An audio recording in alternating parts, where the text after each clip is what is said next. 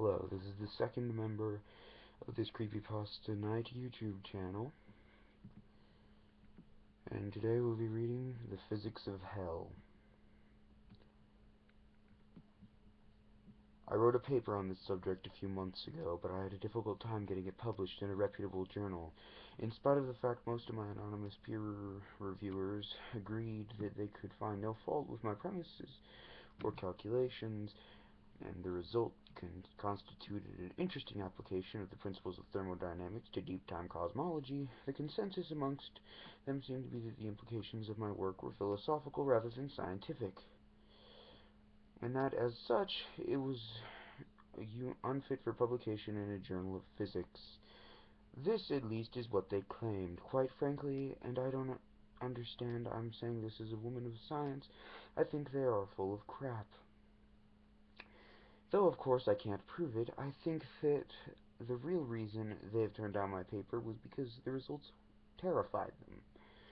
And I can see where they would be coming from on this. Because, frankly, the implications of my results have been keeping me awake at night since I started writing the paper.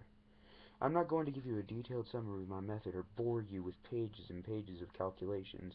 If you're interested, the full version of my paper is on the archive. It is rather my intention to give you an executive summary, if you will, of my findings and why they are so damn disturbing. It begins with at the risk of sounding overly dramatic, with the oldest question that mankind has ever asked: what happens after we die? When I was a kid, I was told the answer was quite simple. If you were good, you went to heaven. If you were bad, you went to hell. Later on, when I reached my teenage years and became an atheist, I decided that the only place people went when they die was into the ground, or into someone's flower pot if you cremate them. But I've got to thinking about it, and I realized that answer wasn't really satisfactory either. It's not you that they put in the grave, it's whatever atoms your body happened to be made of at the time of your death. These are no more you than every other atom that has been through your body. Fun fact, you completely replace all the matter in your body at the rate of approximately once every 7 years. Modern science supports me in this contention.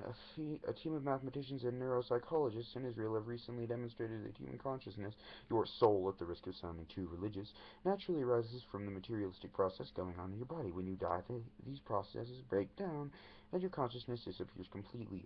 Now, of course, it's entirely possible these processes to start up again at some point, and for your soul to therefore snap back into existence. I should qualify that, though. It's possible, but it's also infinitely unlikely. You see, the consciousness depends upon the atoms your body is made out of in a very particular configuration. It is entirely possible for atoms to return to this configuration after it falls apart. But on the other hand, it is also entirely possible for the atoms in the room in which you are sitting to spontaneously reform themselves into a baby elephant.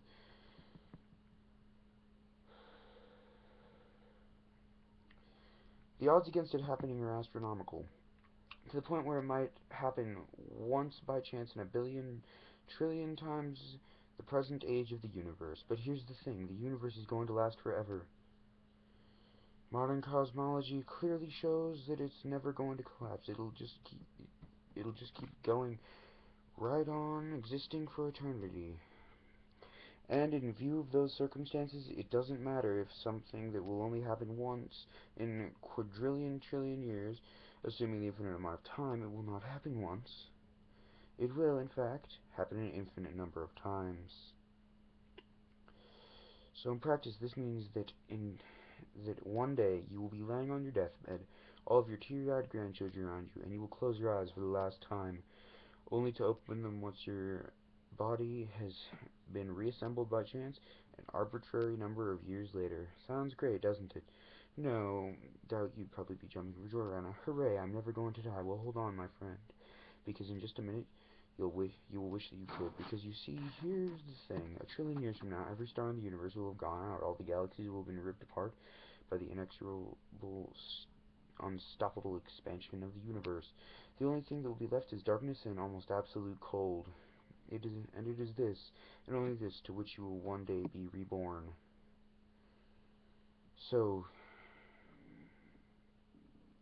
you'll be lying on your deathbed, and you will be closing your eyes with your teary-eyed grandchildren surrounding you, only to open them again in the middle of a sea of total darkness of absolute cold, without even so much as any air to breathe. You will feel all your blood vessels exploding from the pressure, your lungs will collapse from lack of air, and you will die in absolute agony, only to open your eyes again in the middle of a sea of total darkness and absolute cold, without even so much as any air to breathe, over and over again. You will become the recurring dream that the universe keeps having in the sleep of its death. If you're good, if you're bad, it doesn't matter. It doesn't matter what you do or how you live, because you will have the same fate no matter what. Not even the solemn rest of the grave, but the agony of dying alone in the darkness somewhere over and over again.